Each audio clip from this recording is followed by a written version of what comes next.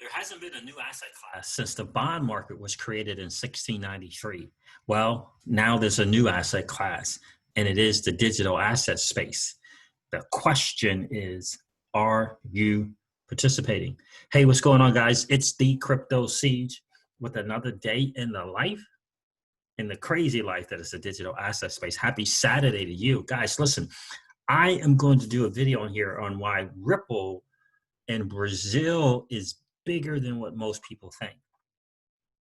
I think it's most people are missing it. Shout out to Crypto Eddie. She pointed something out to me in a video the other day, and it was from xrparcade.com. But I just wanted to point this out to you, just to let you know that Brazil, number one economy in Latin America and the Caribbean, number one.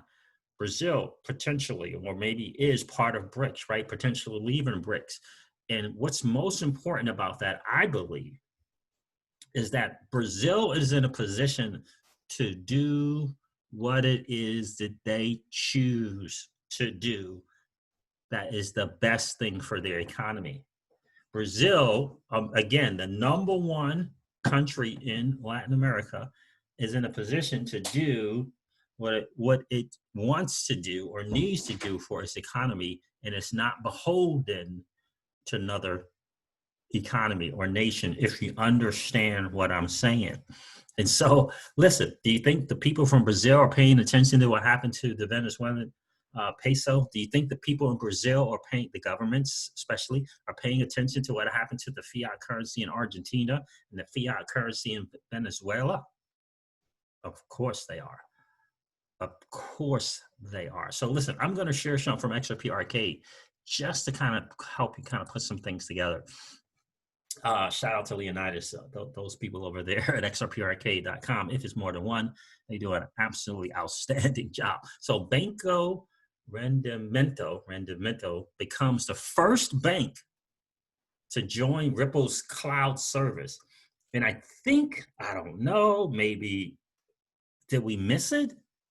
Did we perhaps miss that it was the first bank to join? I don't know. Maybe we did, maybe we did. First bank to join Ripple's cloud service.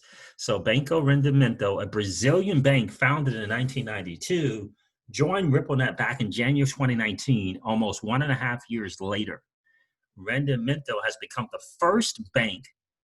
Now, I didn't say the first Latin American bank. It didn't say, right? It's the first bank from RippleNet to join the cloud service. Rendimento has become the first bank to join the newly launched RippleNet Cloud.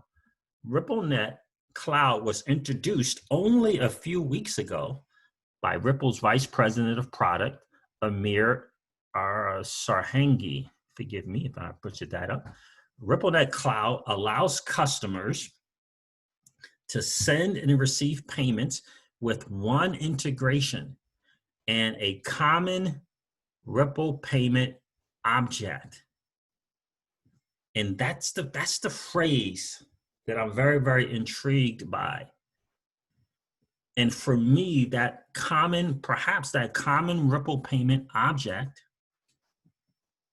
for the banks in Brazil, and perhaps even the central bank in Brazil, or perhaps a Brazilian bank in Japan,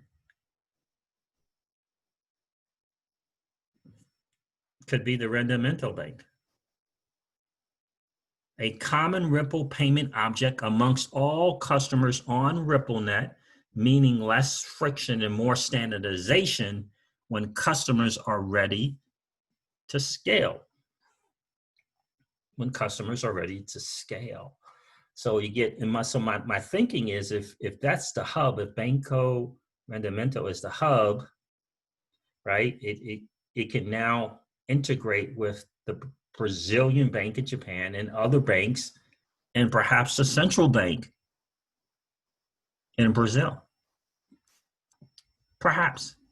Now I know Mickey B. Fresh will be able to point this out and make more sense to all of us, and perhaps Crypto Eddie as well. But that's what I'm thinking. Using cloud, customers can go live on RippleNet 5 weeks faster than on premium customers, and avoid hardware requisition or staffing to get started. Speeding up payments for the end consumer, said Amir Sarhangi. Speeding up payments. RippleNet Cloud also makes it easy for financial institutions to add alternative settlements through on-demand liquidity.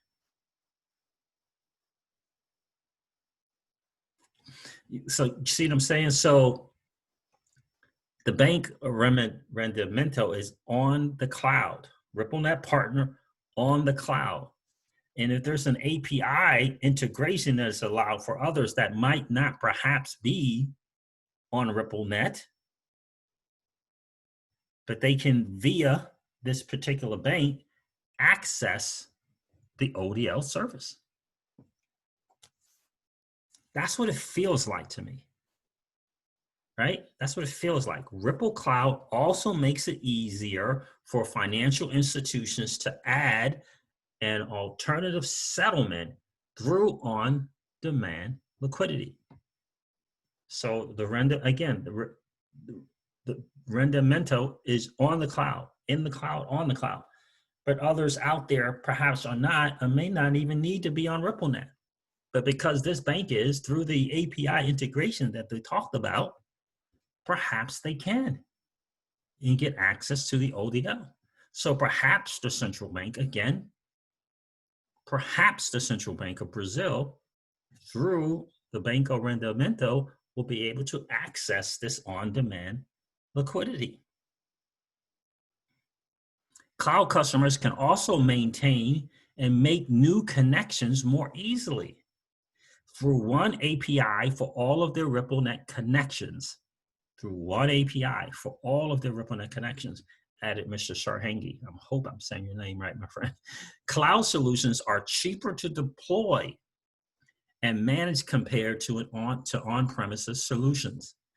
At the same time, Ripple's operations team handles maintenance and upgrades.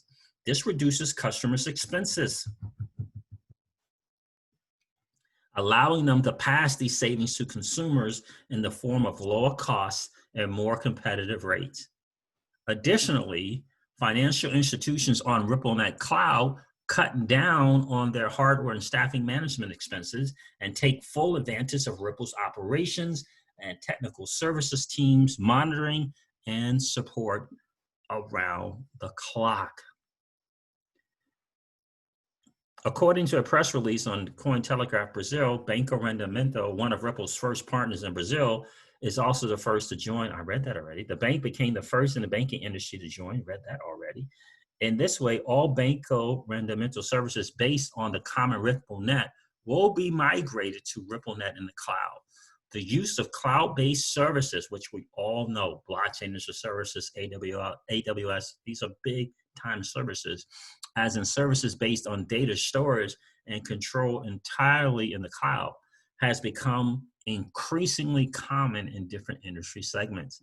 In the case of financial institutions, cloud services brings benefits such as agility, greater transparency, and cost reduction, in addition to enabling digital transformation, something so relevant at this time when the remote prevails over the physical, said Ripple in a statement forwarded to Cointelegraph. Let me share something here. Just want to share this with you guys. Listen, SBI Holdings to acquire 17% stake in Dato Bank, a Brazilian bank in Japan. Why is Mr. Yoshitaka Katao interested in that bank? It's not just for no reason. Why is he so interested in this Brazilian bank that's located in Japan? And I think he's become the majority stakeholder now. Why is that? All right, I had another thing here. Where is it?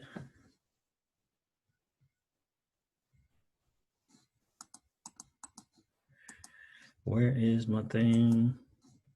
Oh, there it is. So here, this is something from, I believe this was the VP of that particular bank, Banco Rendimento. Our vision is to use digital currencies as a means of exchange. To use digital currencies as a means of exchange, not as a speculative investment, a means of exchange, a bridge asset,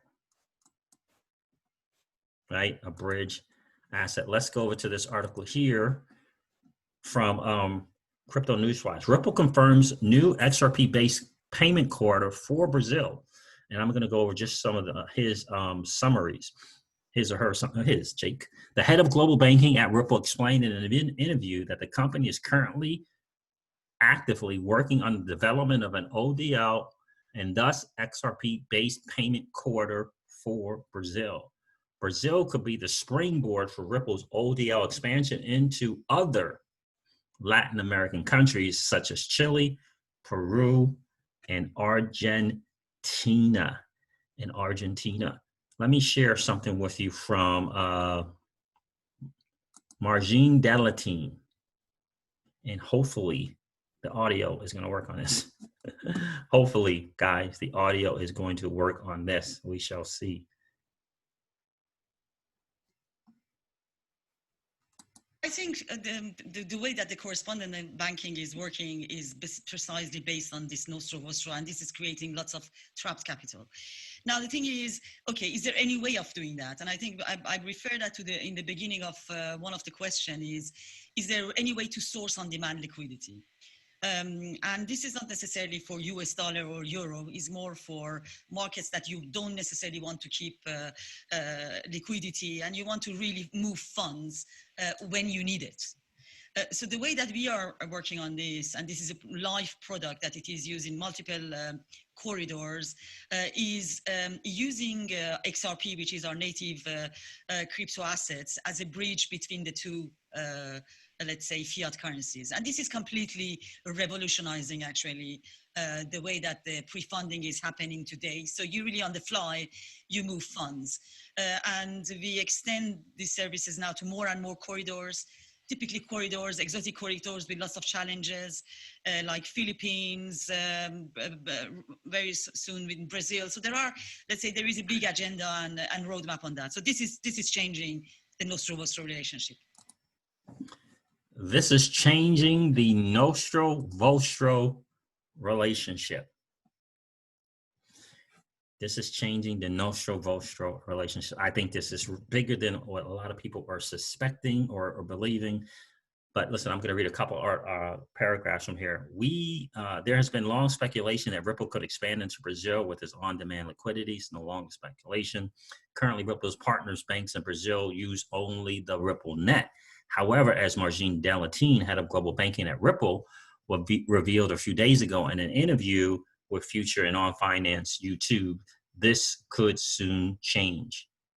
Delatine explained that Brazil is at the heart of Ripple's business strategy for Latin America, and that the company is currently actively working on the development of an ODL and thus XRP-based payment corridor for the country. I think there's something bigger than what most people are realizing. I think the fact that Banco Rendimento went onto the cloud is a very, very strategic move to kind of connect, if you will, all the other banks in Brazil or Brazilian banks in Japan. So we shall soon see. Here's what I'm believing that is possible. I'm believing that is possible. I think that move by Banco Rendimento to join the cloud is a very strategic one. Once the advantages to doing so was pointed out to the Banco Rendimento, other Brazilian banks on RippleNet, and even perhaps the Central Bank of Brazil. All right, guys, never forget that closed to the media meeting that Brad Garlinghouse via video conference and the VP in Latin America, Mr. Sacco, as well. I think it was like 3 or 4 people from Ripple and the Central Bank of Brazil were in that video conference, were on that video conference. So stay tuned. I think it's bigger than what people think. And I think it's going to be really, really big news for all of us as XRP holders. All right, guys, listen, thank you so much for hanging out. It's been a really cool time. And I shall talk to you soon. See ya. Bye.